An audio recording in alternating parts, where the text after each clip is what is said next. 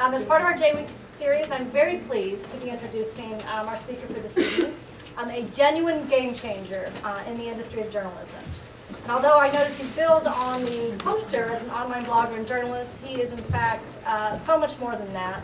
Known as DigiDave to a world community of journalism geeks, and I count myself among his fans. He's inventing new media and participating as one of the new inventors of what journalism will be. We like to think of, for those of us experiencing all of the change in the industry, we could look at it, some people look at it as a disruption and as a disaster, other people see it as year zero for a new kind of journalism.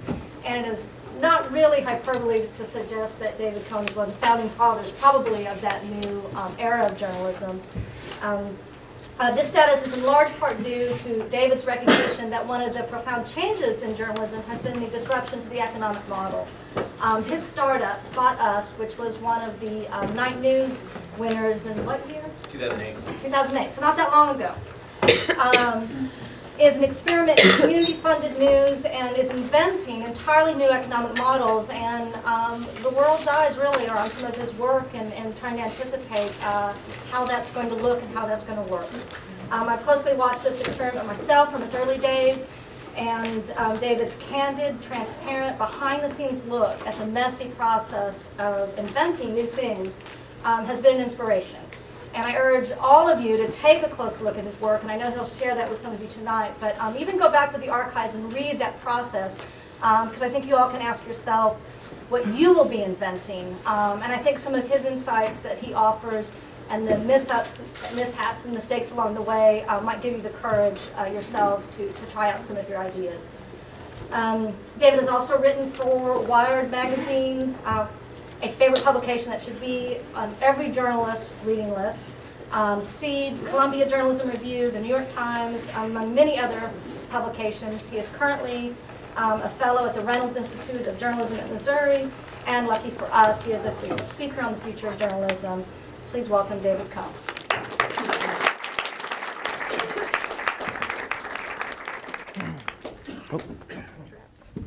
Hi. Can everybody hear me? If not, just yell at me. Two quick caveats, which is one, I'm not a professor, so this is not a lecture. It's going to start and feel a little bit like a lecture, but at any point in time, raise your hand. There'll definitely be time for back and forth. But I'm not here to sort of like profess that I know anything deep or profound. I'm here to just sort of share my experience and try and also extrapolate out and talk about it at a larger level. The other caveat is that power corrupts and PowerPoints corrupt absolutely, but we're going to deal with that. And I promised when I made this first slide, I put the West Virginia University logo right here, but for some reason it didn't show up. But hello anyways. And one thing that I want to evangelize the most whenever I talk about journalism and what I'm doing is that what I'm doing is one of many, many different experiments and projects, many of which are out there right now. And I'm a big evangelizer for experiments or entrepreneurial journalism, whatever you want to call it. We can experiment with new networked reporting, new editorial structures, storytelling tools, I have a typo there, database journalism, and more, right? And the next thing is to talk about why to experiment. And this is why I evangelize it. It's a general rule of the internet that it is cheaper and easier to try something than it is to debate about whether or not to try something. And the best example of this that I have is, I hate the word consulting, but before I was working on Spot Us, I was consulting for news organizations on how to try different things online. And in 2007-ish, I had a good week and a half, two-week debate with a news organization about whether or not to start a Twitter account. That was a real debate that we had. Should we start a Twitter account? And as I'm sure all you guys now know, in 2011, anyone can start a Twitter account in a matter of seconds, right? So sometimes it's OK to just try something. And it's cheaper and easier to do it than it is to spend 2.5 weeks to debate about it. And this stems from what's called agile and iterative development, which is where you fail early and fail often and then try again, right? So try something. If it doesn't work, you pivot, you try something else, right? That's the iterative, right? Quick and iterative. So the thing that I've been working on is called Spot Us, which is community-funded reporting, which is the act of distributing the cost of hiring a reporter across many different people, right? So 50, 100 people giving $10, $20 each is enough to hire a reporter to cover whatever story it is those 50, 100 people all think is important. One thing that's required for this, and I want to sort of talk about this again at an extrapolated level later, is you can't do this without a new sense of transparency and participation in the process of journalism. And that is actually I make sure this slide doesn't have anything on it because that's a really important phrase for me. I actually think the thrust of my career has been about creating a new sense of transparency and participation in the process of journalism. And I really believe that journalism is a process, not a product, right? It's a series of things that we do. We can talk about it more later. Another thing that I'm a big evangelizer of, and what I'm doing would not work, is collaboration, right? And I think that we're in a new era of collaboration in journalism. Again, you can imagine 30, 40 years ago, newspapers, everything was about the scoop, and they were in competition with each other, and everything was played close to the chest. And I still believe that content is king, right? And it's the most important. And anybody that tells you otherwise, I would disagree with them, right? You absolutely need to have good content.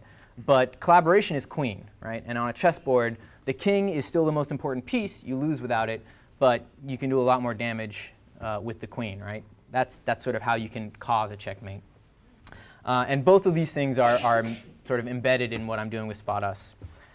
And so now you're wondering, what the hell is Spot Us? So what does it look like? This is Spot Us. Again, these are different pitches, right, from either independent reporters or from organizations like Mother Jones. And they basically say what they want to report on, right? I want to send a reporter to Haiti to report on it a year after the earthquake. I want to look into the new growth that's happening in the San Francisco Bay Area. And we try and raise money for it, right? Different people contributing different amounts of money for it. One thing that I like to use as an analogy to describe Spot Us is to say that this is almost like a menu, right? And I really use that analogy, right? If you were to walk into a restaurant and the waiter told you where you were going to eat for dinner, you'd walk out, right? That's a ridiculous idea. I'm the customer, give me the menu, I get to order. But what I just described of me telling you what you're going to eat for dinner, that's kind of the way newspapers have always worked. And it's not because they're evil or mean or I don't like traditional mainstream media bashing. That's just the only way it could be done, right? There was no other means of communication. It had to be here it is, I'm laying it at your foot. But I think that there are new means of communication now, and we should start taking advantage of it. And so I sort of wanted to imagine a menu that people could order from. Now, the theory of donating, I didn't invent donating to journalism, right? People donate to journalism all the time. The best example is probably NPR, right? So what's the big deal? The difference really is just between whether or not you're donating to the organization, you're sort of covering your eyes and throwing money over a fence and hoping it lands on something you might believe in, versus a sense of transparency and control over where the money goes, right? And we can, again, go more into that. But that's if I had to break down the shift that I'm trying to work on in one sentence, it's basically taking the theory of donating to journalism, but giving the public a sense of transparency and control about the money. In terms of eating my own dog food, I talked earlier about being agile and iterative and trying new things. One thing that we started, and this was part of my fellowship at the Reynolds Journalism Institute, is what I call community-focused sponsorships. And I encourage all of you to try this. But basically what we do is we find sponsors. I'll use NPR again as an analogy. So different companies underwrite NPR, right? They give NPR a bunch of money, and then NPR does something like, local underwriting provided by, and they say who gave them the money. What we do is we take the sponsor's money and we create a survey or some sort of form of engagement. So AARP actually gave us a sponsorship, and we asked our community members questions. Hey, what do you think of AARP? Is it relevant to you? What do you think? Are they credible as a news organization, et cetera? And when a community member takes the survey, their account gets $5, and then they have transparency and control about where the money goes. They decide where it goes. So another way to think of it is it's advertising. This is our version of advertising, but instead of me, the publisher, being in charge of the advertising budget, I let the public decide, right? So what does this represent? And this is, I'm talking, again, specifically about my experience with Spot Us. I say that this is what I used to say, at least, is that this represents a new sense of transparency and collaboration in the process of journalism, and I'm just here to see how far the rabbit hole goes and to report back to the larger journalism community. That's what I said when I launched Spot Us in late 2008, and when I was publicly talking about launching up to it in earlier 2008. But now I actually say that the water is fine. The first time I ever publicly talked about Spot Us, I'll never forget it. This was before we had launched, so I had nothing to show for it, or nothing to really put in front of people's faces. It was at the Investigative Reporters and Editors Conference in Baltimore, and they ripped me apart. They were convinced that somehow I was going to let loose every kind of journalistic demon ever invented, as Pandora's box, and that hasn't happened yet. Granted, things are not perfect. I'll be the first one to tell you that this is not a saving grace of journalism. I haven't figured out a new business model. I'm not going to be hiring as many people as Patches next year, et cetera. Right? That's not what I'm trying to do here. More, I'm just trying to show that there is room to experiment, to grow, and that we can do that while still holding some of the principles that we really cherish in journalism. So another way of saying that is I'm reinventing some of the practices, but trying to maintain some of the principles.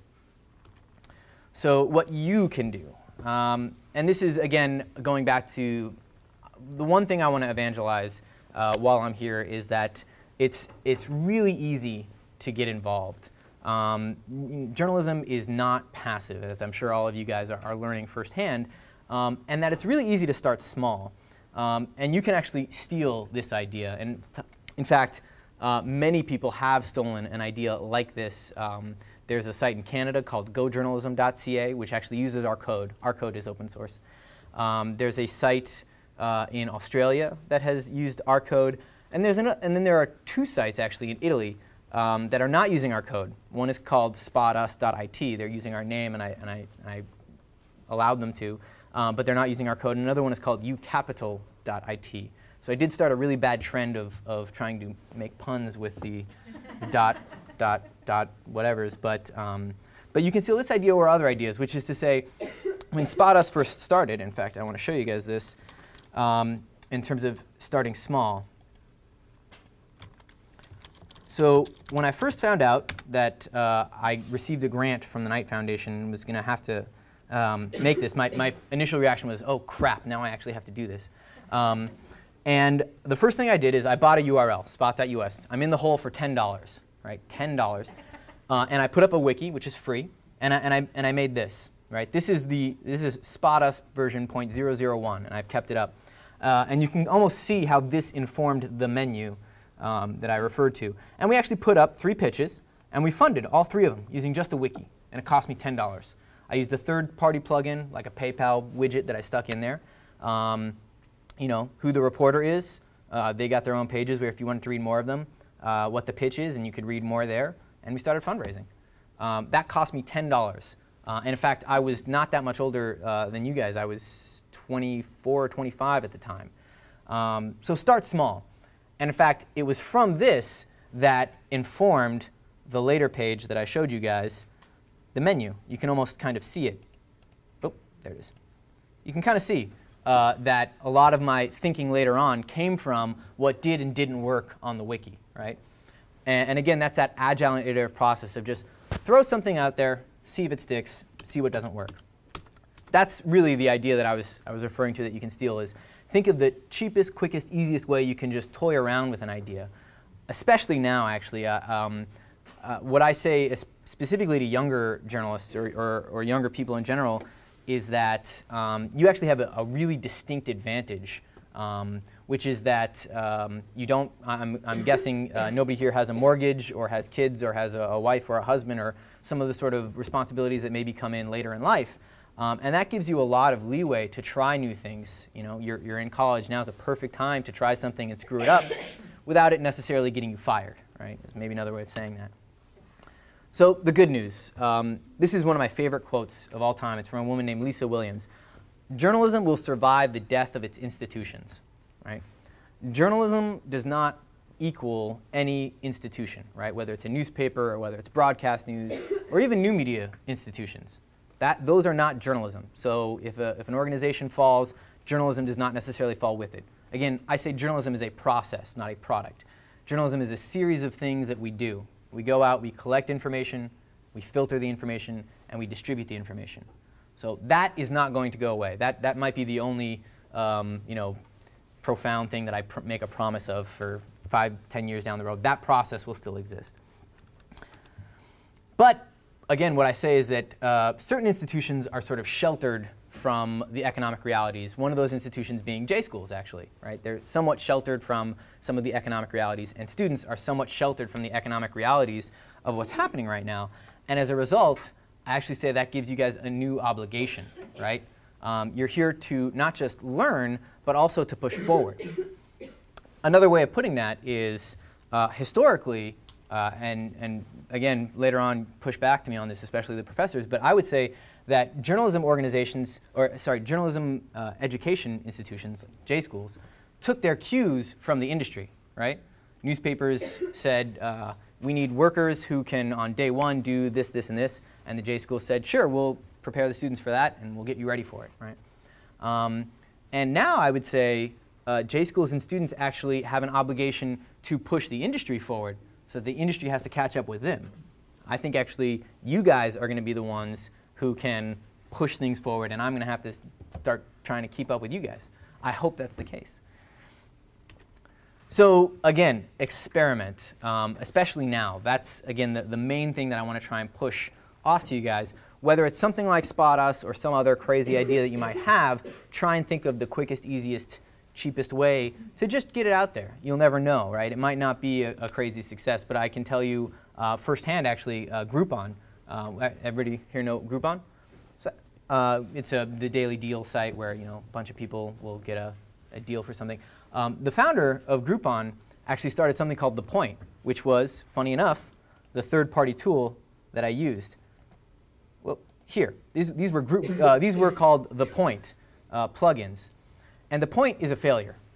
But Andrew Mason, the founder of Groupon, who I was friends with at the time, I'm still friends with him. I haven't talked to him in a little bit, but I remember one day he emailed me and he said, "Hey, The Point's not working, but we've got this idea where a lot of people will give money and buy a coupon. What do you think that's a cool idea, David?"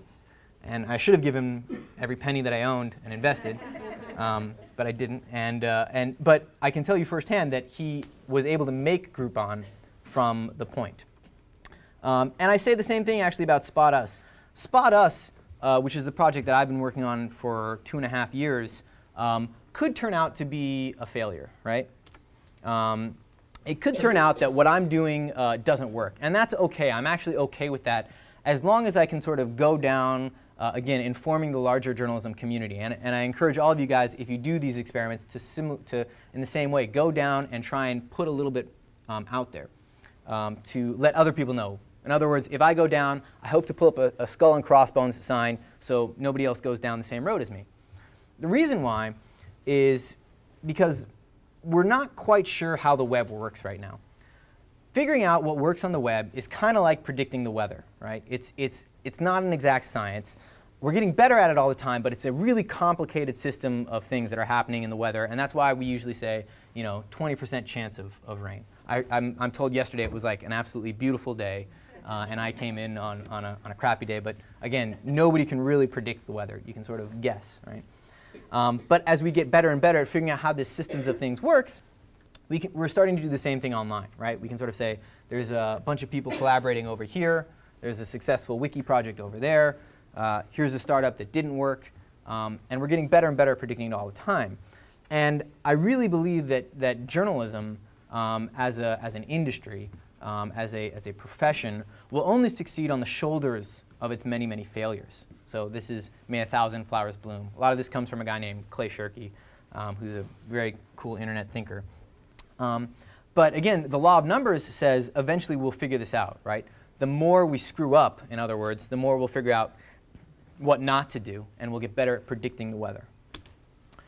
Another thing is to at least acknowledge that the web is not going away, right? And this is a story that Clay told me one time, which I absolutely love, which is a father and a daughter.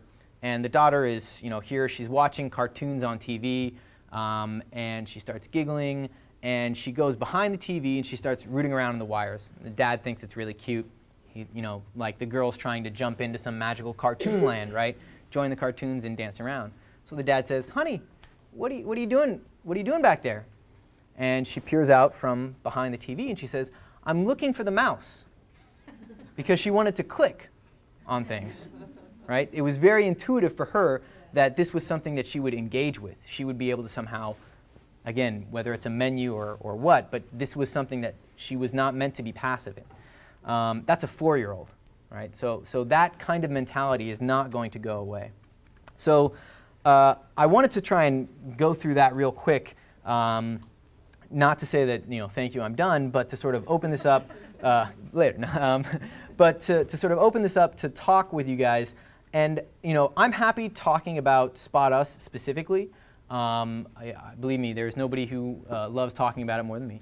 But I also want to, again, try and keep it to also talk about, I guess, where you guys are at. I mean, I really want to be here to just discuss what's important to you. So don't feel like you have to bring me questions about Spot Us. Again, I'm happy to talk about it, but I really want to hear from you guys what you think is important, and I'll find out from you guys right now, but I'm not going to actually pay attention there because I want to see what you guys think.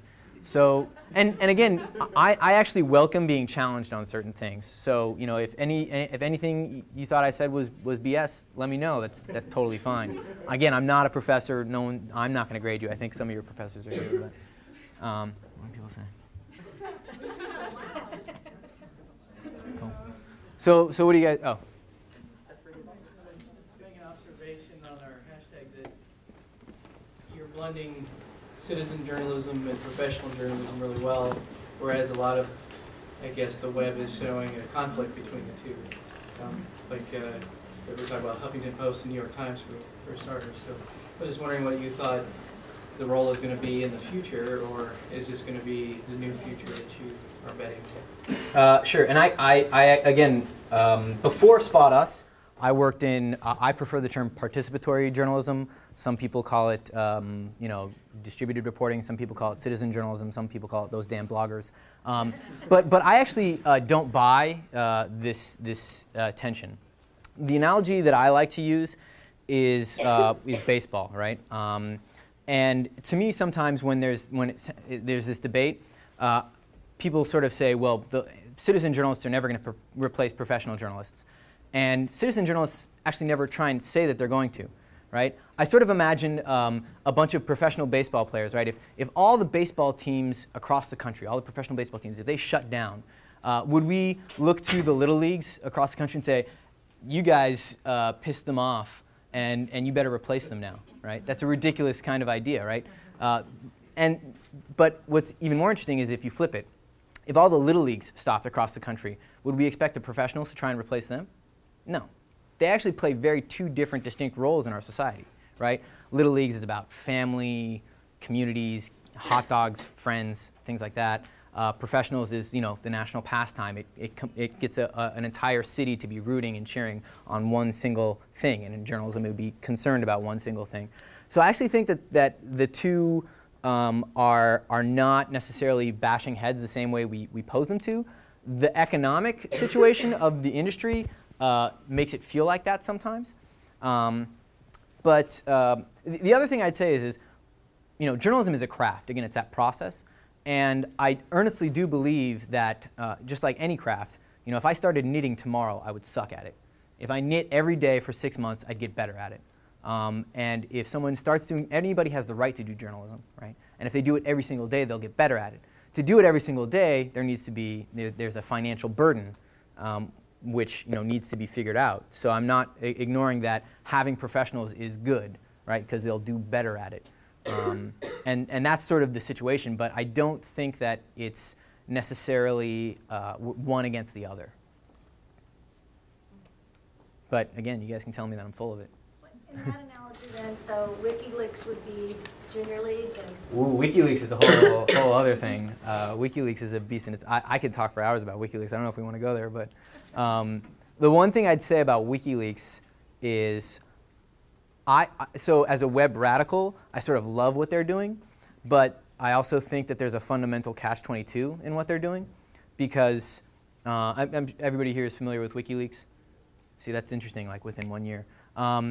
WikiLeaks, this is me maybe overthinking it, but WikiLeaks is based on the idea that information is power, right? So a concentration of information is a concentration of power, and they want to disseminate that information. But in order to get it from this concentrated part to the disseminated part, it has to go through them, at which point it's still concentrated. And in theory, they have more information than anybody else in the world, right? Which is too much power. I don't care if you're Mother Teresa, that's too much power, right? And that's the catch-22 that they're in. But what really interests me about WikiLeaks, again, is the concept of it, which, technically speaking, is not that difficult, right? To pass encrypted information, not that difficult. There's no reason why the New York Times, and I think they will, couldn't set up their own leaks database, right, where people could just start leaking it to them. And then it's really about, do you trust the organization to be responsible and ethical and fact-check the information that they get. WikiLeaks sort of came out of nowhere and pushed everybody to realize that it's not that difficult to do. There's no reason not to do it. So in that respect, I think they're a good thing. But I do think that that specific organization suffers from a weird catch-22 thing. And I don't know where they are in that analogy. They're like cricket, you know, different rules.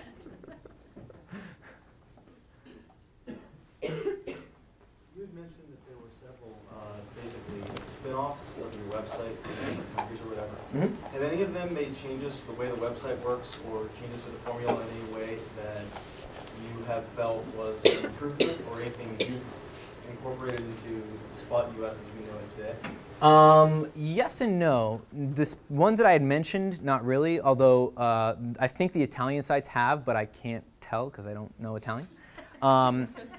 One site that, and I'd be interested to see, I'm sure a lot of you are familiar with it, a site called Kickstarter.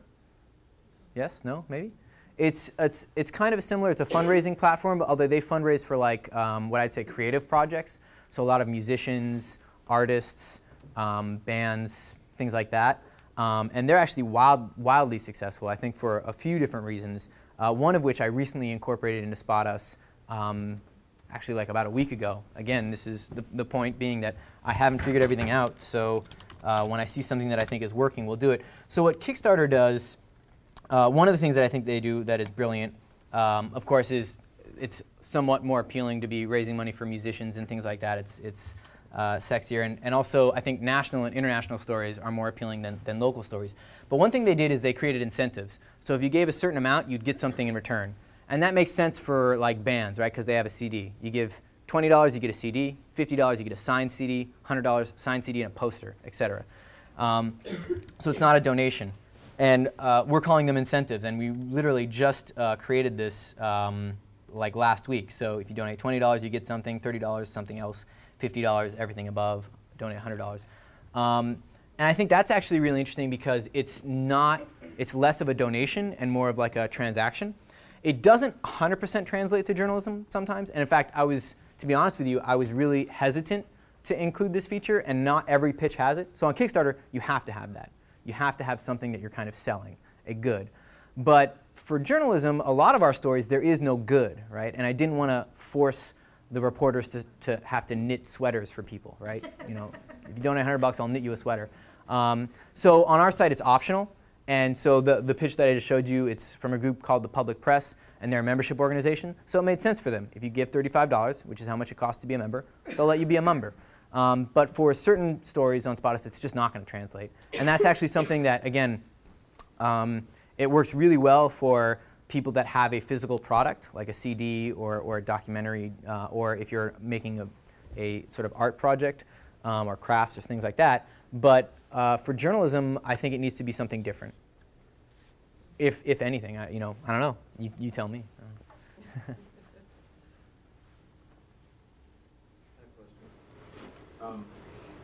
People can submit ideas for stories to your site, right? And they can also donate money to fund the stories. So how do you avoid a conflict of interest with that aspect? Well, I mean, the people who put up the pitches don't donate to their own stories. But in terms of conflicts of interests, there are a few things that I say. One is actually we limit how much any individual can donate. So one person cannot fully fund a story. You need a group of people. And also we have a rule that sources can't be donors. So if you're in the story, you cannot donate. It's actually happened twice where a source donated. Both times they gave $20 to a total of 5,000 raised. And so I don't think they expected anything in return. In fact, one of it was a city council member. I think they genuinely just wanted to give $20 to sort of be nice, but we gave the money back. But you know, that was actually one of the main questions that comes up about Spot Us is this issue of like conflicts of interest with money. And again, what I say is, you know, someone says, well, this is me being exaggerating the claim, but allow me to make a caricature of it. Is, you know, someone's like, well, what if a Nazi wants to fund a story? And I say, well, you need a group of people. Well, what if a group of Nazis want to fund a story? I say, well, you need a reporter who's willing to put their professional reputation on the line. Well, what if the reporter is a Nazi? and you know, at a certain point, I say, well, my site just slows them down to the point of ridiculousness, and they can just do that. You know, there's nothing to stop them from doing that themselves. They don't need my site to do that, right? It is actually a fair concern of mine, but which is why we do limit. But another thing that I sort of say in response to questions about money, because you can lay that on any nonprofit. In fact, some of the larger nonprofits, which get like, you know, millions of dollars from different organizations, I think more so, what I say is there's no such thing as clean money, right? People are constantly like, well, you know, how is this money going to be? There's no such thing as clean money is kind of what I say. I do believe that there is transparent money, right? If someone can find me clean money, by the way, I have fairy dust and we'll do a trade. But I do think that there is being transparent about money and being, you know, as ethical as you can be. But, you know, money has to come from somewhere. And again, I do believe that having people do journalism every day is good because they get better at it. And therefore, we do need to have someone who figures out money. We always have, right? It's just now it's become a little bit tighter, and so people are maybe doing a little bit of both, which I think is okay. It's possible to do that, but it's a conversation that I think we need to have constantly. I think there was a hand up somewhere else I saw, right? Well, I made that up. Oh. What's been the reaction from mainstream media professionals to Spot Us? Because in the late 90s, early 2000s, a lot of, particularly newspaper industry professionals, were really worried about grasping the concept of participatory journalism and public journalism and covering stories like Spot Us covers that aren't necessarily, you know, the lead stories, but stories that are just as important to the community, like saving Florida forests or LA bus cuts. How have industry professionals, you know, responded to your site? If I have to be honest, and this sounds kind of critical, it's funny, but what I say is individuals within mainstream news organizations love the idea. I actually have always been really emblazoned and feel really positive when people, you know, up and down in different organizations, they love what you're doing, it's great. But as institutions or as organizations, they can't figure out how to deal with me. The best example is it took me 6 months to get a pitch up from the Oakland Tribune, just to get the pitch up, right? We raised the money in 2 weeks, and then we did the story. You know, when I originally started Spot Us, my goal was to get newspapers. And I realized real quickly that I would be doing 2 pitches a year, right? Because it can't work.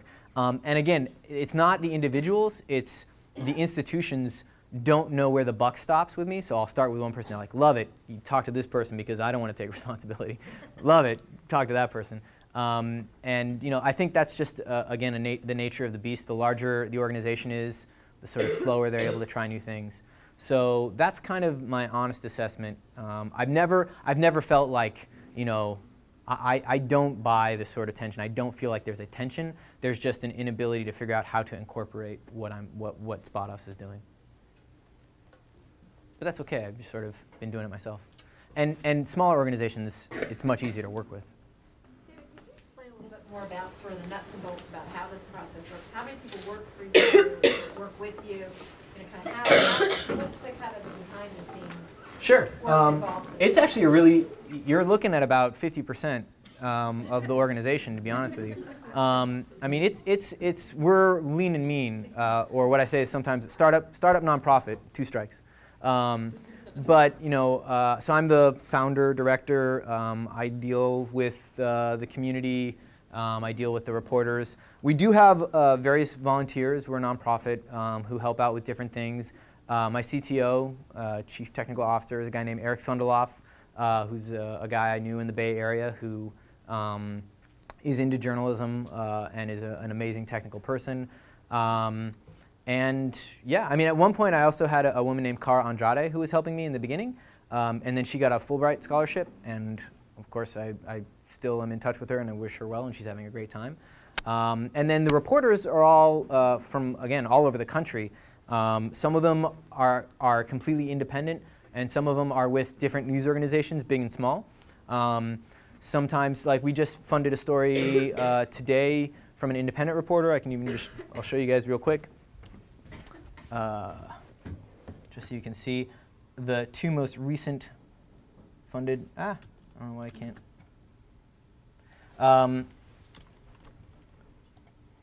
Stories.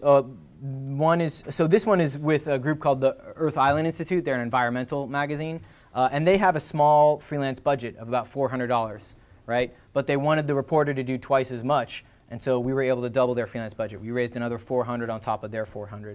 Oh, I should have mentioned actually, in terms of limiting how much people can donate, the only exception are news organizations. And we define news organizations as those that ascribe to SBJ's Code of Ethics. So a news organization can actually donate 50% or more, and if they do, we let them publish it first. So this was one in partnership with a news organization, and then there are others that are just with an independent reporter. This was actually published on a patch site. This is actually the most money we've raised. We raised this about about almost $20,000 in about a month, live streaming the protests in Wisconsin not too long ago. But again, it's, those are not part of my organization. They kind of come off technically as contractors or freelancers. So they're not necessarily part of our overhead. One of the goals of Spot Us, and I should have been more clear about this, Spot Us is not an editorial force in the way you might traditionally understand it. I consider it more of a platform that other editorial forces use, right? If we are an editorial force, we're an editorial force of like two people, one of us being a technical person and then me, and I was a good tech reporter, but I'm not good at some of these other things, if I'm honest. But I created a platform so that other people in other editorial organizations that do have editorial force and direction, they can then leverage this to do more of what they do. So in some respects, another way of putting it is I consider it almost like cloud reporting. You guys know, like the cloud, we can host things in the cloud as much as you want, and if you get hit with a lot of traffic, it's okay. So if you all of a sudden need to do a lot of reporting, you can put it up on the fundraising cloud sort of and try and raise the money for it so you can do it. You can sort of expand, and then when you don't need it, you don't have to fundraise. So where's the accountability then with the reporters in terms of like once the story is funded, in terms of, I mean, I guess if they're freelance, they're, So again, like if they're working, like the one with the Earth Island Institute, she's just working with the Earth Island Institute the same way they would have, right? It was actually a story idea that they had. She had pitched them, they liked it, but they didn't have the money to pay her, right? So they already had a deal going. We just enabled them to do it so that she could be compensated. If we're working with a truly independent freelancer, then often what we'll do is try and find other organizations to say, hey, would you be interested in this story? We're raising the money for it, so it might not cost you anything, but you have to do the editorial. Or if we can't find anybody, then we'll assign a peer review editor, which is not the traditional editorial relationship. It's basically volunteers. When you register on the site, you can click a button that says, are you interested in peer review editor? And then we'll assign a peer review editor if we can't find one that wants to publish the story. Does that make sense? Yeah, so I mean, essentially like with certain organizations or something like that, I mean, that's essentially where they're going to be published primarily, but I mean, are the stories able then to be picked up? It depends. Again, if the organization puts up 50% or more towards the story, we'll let them publish it first. And we'll just publish a few graphs and link to them. If they don't, then they can publish it with us, but they don't have a sort of claim to be the only ones to publish it. And actually, what I usually do is default to the reporter. It's all depends on what the reporter wants. So, for example, if Fox News was like, we'll put 100%, we want this story. If the reporter said, I don't want to do that, that would be fine. It's really, in some respects, and this is another thing I encourage is, in terms of when you think about different ideas, scratching your own itch. So I was a freelancer, and I always thought freelancing was horribly antiquated. Because if you think about it, freelancing 30 years ago, right, which I missed, but you would type out your queries and you'd send it in snail mail and wait to hear back. Maybe you get on the phone.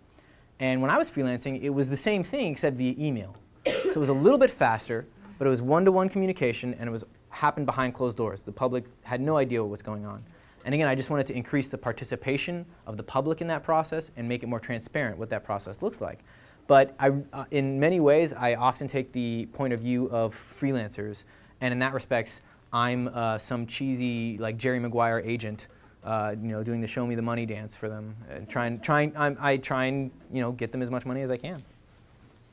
And sometimes we don't raise as much money. If we don't raise enough money, it's up to them whether or not they want to do it. If they decide they don't want to do it, the money goes back to the original donor in the form of credits, and they can go about their way.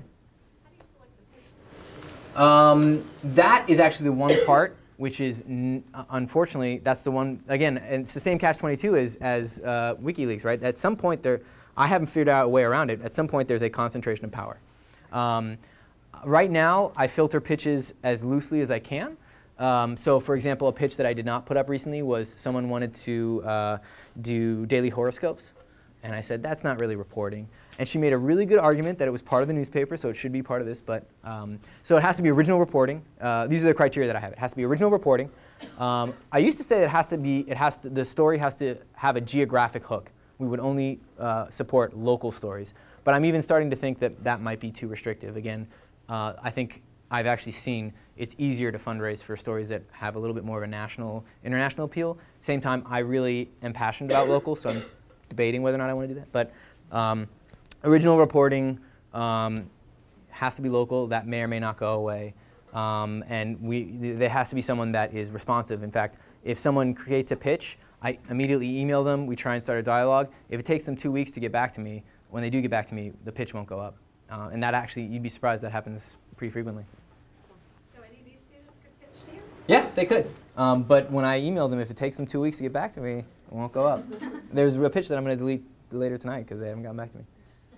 When most of us think of community-funded reporting, we think of public broadcasting, and you even mentioned NPR and PBS in your presentation. But they're an American cultural institution since the 60s. Yeah. And Congress is trying to cut their funding, and they're freaking out on what to do. Do you have any?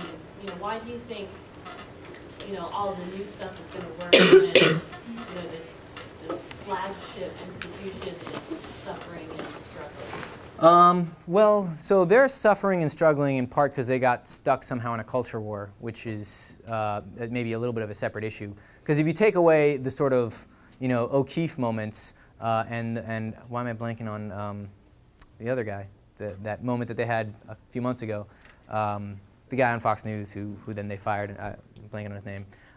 If you take away those, thank you, Juan Williams. If you take away those, actually NPR is actually growing in comparison to regular news organizations.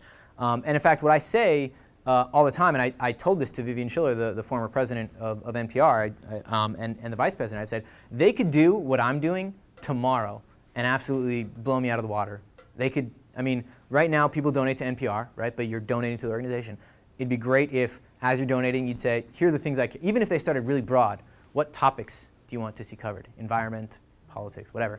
That would be such a big step towards what I'm doing that it would almost, and I'd actually be happy with it. There would be nobody cheering louder on that day than me.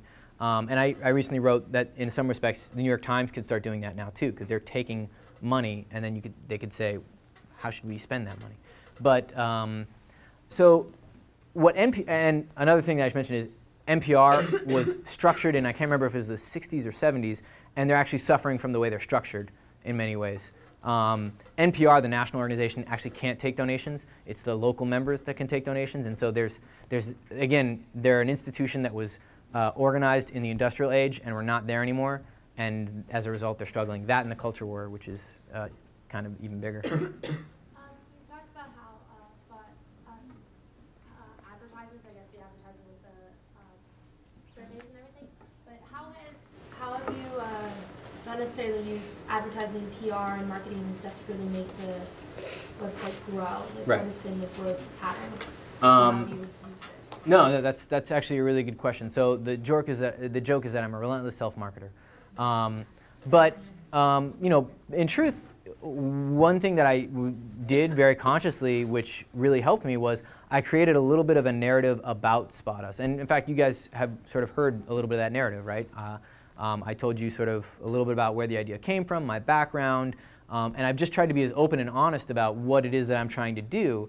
And as a result, people started watching not just the specific stories, especially in the beginning, they were actually watching the idea. They were like gawking at what the hell I was doing, right? And I let them. I said, gawk at what I'm doing. This is kind of crazy. I don't know what's going to happen. Why don't you find out with me? And that created a little bit of a narrative. So I actually, you know, I think that there's, again, this is one of those things where journalists sort of push back at PR, and I think it's ironic because journalism is almost facing a weird PR problem in a way. But I think it's important to figure out when you're creating something, why. Like, there's a narrative there. There's a story there. Journalists are natural storytellers, but we're afraid to tell our own story sometimes about what we're doing and why. And I think it's important to get that out. And and it's a little bit of community building or community organizing, right? Which is that weird word that sort of doesn't mean anything, but it does. In fact, one of the projects I worked on before this was a project called Assignment Zero.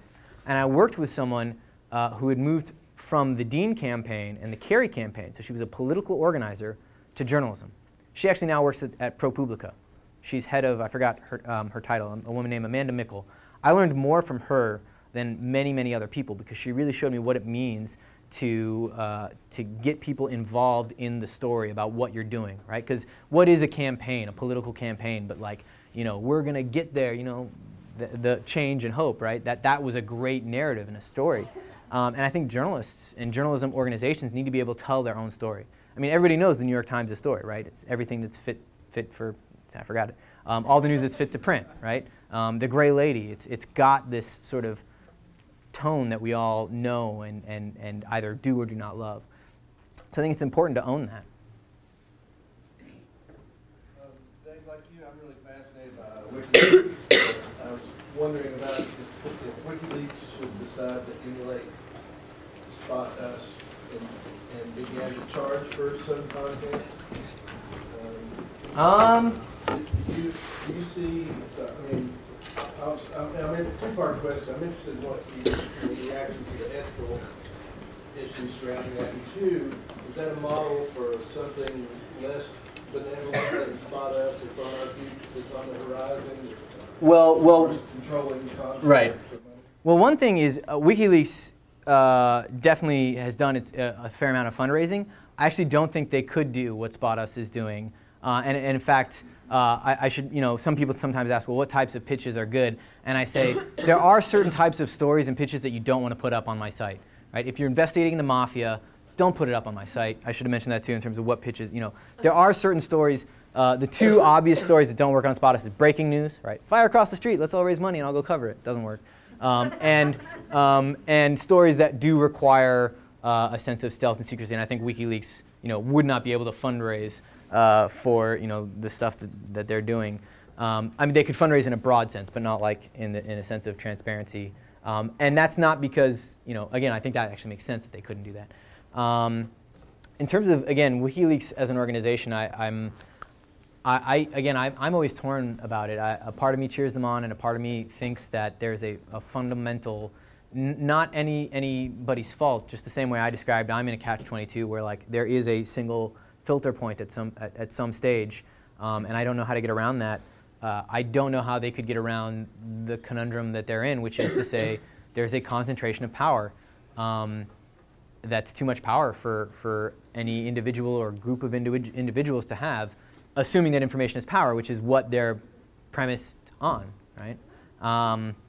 I really don't know, but I do think that again there's something that's represented there, which is actually I think we're still trying to catch up and grapple with what that means. The one thing I'd say is not to get caught up on WikiLeaks, the organization. The same way that you know, I was talking earlier with a professor. You know, let's not get caught up on the Twitterness of Twitter and the Facebookiness of Facebook, but what they sort of the vocabulary that they represent. Right? Twitter is live streaming, and even if Twitter goes bankrupt tomorrow, or you know, shuts down, or the fail whale is permanent, that vocabulary is not going to disappear. Right? It is now going to be part of the way we communicate. And WikiLeaks, the organization, may or may not be around, but what they did, that sort of action, that vocabulary, is not going to go away. And I think as a society, we still have to figure out what that means, not just as like what that means for specific organizations, but as a society. I'm not that smart. I have no idea. So I guess just the timeliness of some of the stories. Does the moment ever like pass for a story? You know, I guess in the midst of raising money for it, or have you seen that where it just kind of fizzles? I don't know. Yeah, I mean, you know, again, there are certain stories where we even funded the whole amount, and different things have happened. In some cases, the story shifted a little bit, and that's okay. You know, a good example of that is, and this is again an example where this model, Spot Us, is very different from traditional news, right? Imagine we had a pitch up about, you know, is the food at the school cafeteria okay? And a bunch of parents put in money. Yeah, I want to know if the food at my kid's cafeteria is okay. If it comes back that the food is A-okay, that would not be a headline in a newspaper, right? Cafeteria food, A-okay. But the parents still want to know, even if the reporter comes back and says, look, I looked at this, here's what I know, I couldn't find anything wrong, here's what I still don't know. That's actually still news to them, right? And they want to know that. So if it's still on the same topic, but it turns out that, you know, certain things are different, that's fine. That's, again, opening the process of journalism. That happens all the time in journalism. The public just never sees the A-OK stories. So that happens if we've had sometimes freelancers who become flaky, or sometimes, you know, a story just absolutely does fizzle out, and that happens. And if, you know, a reporter puts up their hands and the money goes back to the original donors, and we just go on. But it's not because the story just like wasn't there in the way that, you know, it couldn't be on a headline newspaper. More because, like, even health reasons, like a reporter had health concerns. Of course, the story's done. Don't worry about it. Stuff like that. That happens. It's life. What percentage of the stories are like the feature-like stories? Because I feel like there would be like a lot of like investigative kind of story. I mean, how many do you get of it? I'd say the majority are actually. I sort of sometimes push back. When I first started Spot Us, we're going to fundraise for investigative journalism, and it's been more enterprise reporting, which maybe is a distinction that I'm making up in my head, but I'm sometimes cautious to say it's investigative. It's definitely what I would say original reporting, where the reporters go out and they find something, like there's something new, almost unearthed is maybe the wrong word, but they have to sort of push a story forward. There has to be something new that wasn't known before, or answers a question. The majority of them are like that. There's very few, you know, I mean, again, in terms of the filter, they have to be around certain topics. They're all civic topics. So we don't do reviews or things like that. They're all involve original reporting. But I don't know if I'd call them investigative. I'd say the majority are more like enterprise. If that, again, maybe that's just something that means something to me. But what have you seen as far as like different types of storytelling? Is anyone bringing new ideas as far as like using multimedia and stuff like that? And what all does your site offer for someone who has ideas like that? Sure, we've done all kinds of stories actually. We've done photo reporting projects, audio, and it's been played on different NPR stations or other radio stations. Video. We've even done some database projects. In fact, I was going to show you. This was a blog post. The reporters have, you know, we encourage them to do blog posts. So this is a guy who wanted to do a data visualization project. It's 5 minutes long, so we're not going to listen to all of it. But hey, it's Andrew Long. So this is him updating the people that donated to his story. My Spot Us project. I thought this was kind of cool. Try to look at the screen on. Should be looking up here. It's honest. It's been taking a lot longer than I thought, and so I thought I would. I was going to write up something on it, but I figured it would just be easier for me to talk to you and to go through and analyze and figure out a meaningful way to do something with it, and then to compare it to each other, which is kind of a strange thing because in elections. So what he's doing is he's taking election data from 1 year and then election data from 2010, and he's going to sort of combine, you know, look at how they compare and contrast. So it's it's a database visual project, right? He's basically creating two maps of Maricopa County in Arizona. and he's sort of explaining like some of the things he's dealing with. He needs to compare census data from the 2 years because that changes it. And he's just sort of explaining the things that are taking him time and the things that he's thinking about in that process, which, again, are all things that are important that the public normally just gets the end thing and doesn't always really appreciate all the work that goes into, especially a database, a data visualization project. Those are really intense. And I just really appreciated that because most of the updates are really, text, written blog posts. But he decided to do something kind of unique and just sort of talk to the contributors. So now Spot.us is like national, but it targets local stories. Yeah. So where does your big pool of journalists come from? Well, I think the majority of our traffic up until the Wisconsin thing was still very much in California. Last month was the first month where our biggest traffic came from Wisconsin, Minnesota, and Illinois, which is almost as big as California and actually had more traffic. So our reporters come from all over. Again, a lot of them are with different organizations that we work with. Twin Cities Daily Planet in Minnesota, Free Speech Radio News, which is kind of based all over. It started out, like the very first pitch was just a buddy of mine from Wired. But now it's people that I don't necessarily know who I instantly contact once they create a pitch. If you create a pitch, it doesn't go live right away. And then I contact them and we just sort of go from there. How many reporters do you have? Well, again, they're freelancers, but at any given time, anywhere from 12 to 35. So where do you go from here? Are there any other ultimate goals? Good question. Again, I always try and be realistic that there's a very good possibility that Spot.us will crash, burn, and fail. Hopefully in a big glorious blade. No. Right now, we're actually comfortable for at least another year, which is actually really cool to say. And one of the goals for Spot.us, or one of the dreams, is become the Rupert Murdoch of nonprofit journalism. Again, to expand the platform. Right, we're working on an API so that other sites could actually, again, take our functionality and put it in their own site. So I do want to see like an NPR station or one of the bigger sort of nonprofits, the Bay Citizen or ProPublica, actually have a page where after you donate, you get that menu. I want to see stuff like that.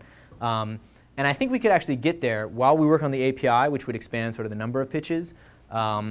Then we would try and sell as many sponsorships as possible, because that's one of the ways that we make money as an organization. And again, if we have lots of different pitches, then that's really attractive to the sponsors. Right? I can say, you give us a sponsorship and we'll get you survey takers from across the country, and we'll take a quarter off of every survey. So that's the dream. That's one extreme. The other extreme is that in a year I have to shut it down and figure out something else to do with my life. Still, I think having the principles of transparency and participation and wanting to push those boundaries. So those are sort of like the principles that guide me, and then Spot.us is one implementation of that. Does that make sense? I was just going to say, so my follow-up question would be, what if it does crash? Where do you go? In a glorious place. I honestly don't know. And it's funny too, because again, when I first started talking about Spot.us, I was 24, and I was like, it doesn't matter because I'm 24. All right. I turn 29 next month. All right, cool. And in another year, none of you will trust me, right? So I really don't know. It's kind of a little bit of it's. So it's remember I said earlier, like, you guys are in a really distinct advantage. I won't have that. I feel like I won't have that advantage in a little bit. I'm starting to get a little bit older, and I have to, But I do feel confident that I've learned a ton from this. It's funny too, because it's been a little bit of a trade-off. Like, I was a good tech reporter. Without trying to pat myself, I was a good tech reporter. I haven't done tech reporting now in like 3 or 4 years. I've learned a lot of other new skills that I think are incredibly valuable, and so it might be a little bit more well-rounded. And I'm not sure, like, if it does crash, burn, or fail, if I try and go back to being a tech reporter, if I try and take these skills and go in a different direction. I'm not sure. Let me know if any of you guys are hiring. David, what do you think that schools of journalism and journalism programs should be doing to create future Digi Daves? And what are you doing in Missouri? What do you do? So in terms of J schools, again, I think, and this is my interpretation of it. So you guys are more inside of it than me, but the way I look at J schools again is historically they saw their job as creating workers who could get hired by a newspaper and on day one could start running. Jay Rosen, who is a journalism professor at NYU who I used to work for, he had a talk at South by Southwest, and he even said, that's what their role was. And even the phone sex industry actually has a longer training period. So in the phone sex industry, when you get hired, it takes 2 weeks before you can actually do work, right? Newspapers, you're supposed to start working on day one because they offloaded the cost of training to universities, right? That was the role of the universities. They took their cue from the industry. And as I mentioned earlier, for better or for worse, this is all my take of it. The institutions that run the industry of journalism were created in the industrial age, and now we're in the information age, and they're struggling. And as a result, journalism schools can't take their cues from those institutions because they're too slow. And because, from my view, again, I don't know, J schools are more sheltered from the economic realities. They have to figure out a way to sort of step forward and then let the industry take cues from them. That is, and I don't know what that step forward is, but I think, and this is talking broadly, I think a lot of J schools still are in that position where they're trying to train people so that on day one they can get work for the newspaper. Does that make sense? And I don't know if that's the case or not, but that's from my outside view. What I'm doing at RJI is I'm their resident Mad Hatter. But I've actually had a lot of leeway to continue to work on Spot Us. The API and the sponsorship model are both results of the fellowship. Thinking about the sponsorship model, which I could talk you guys' ear off because I love it. Because it's I call it transparent advertising. But mostly I've been working on those two things. So my fellowship was all about sort of practical implementations of different ideas that I had for Spot Us and for some other things. That's just means that they allowed me to have space to think crazy things and then try and do them, play with a chemistry set and see what would happen. You said you didn't actually expect Spot US to be any kind of business model, but do you think that it's a step in the direction that needs to be taken for journalism as a whole for the online future? I mean. Yeah, and again, what I would say is Spot Us is not.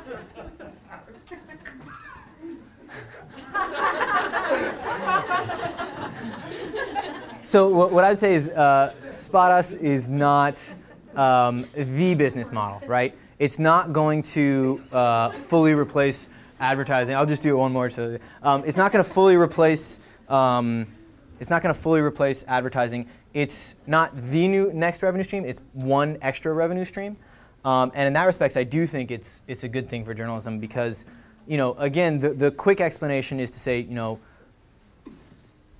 people want to say, when is journalism going to be? This is me being skeptical, all right? But let's be skeptical for a second. So people say, when's journalism going to be sustainable? When's it going to be sustainable? And a potential answer is that it's not sustainable, and it never was, right? Advertising is a very sustainable business. Classifieds is a very sustainable thing to do. Journalism is not a sustainable thing to do. And in the past, the two were very much married, right? But now they're not married. They've gone through a divorce and they're on speaking terms. But I do bad analogies sometimes. But so the point is where we used to sort of put all of our weight on one thing. Now we're sort of lost in the ocean and we're sort of reaching for different twigs and branches. And if we can get a rope and tie them together, then we might actually make a raft to distribute the weight. But before we were able to rely on just two, and now we need a lot more because they've sort of splintered. And I think this is, or Spot Us is one of those logs that we might be able to grab for. And again, I actually think the New York Times pay meter is, in some respects, is another log. Whether or not it's similar to Spot Us or not, they have said we're going to take the extra money that we get from this and put our weight on it.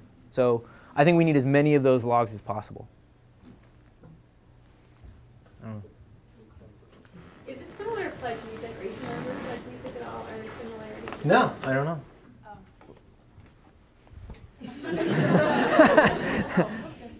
With Pledge Music, an artist will often have a particular cause that they're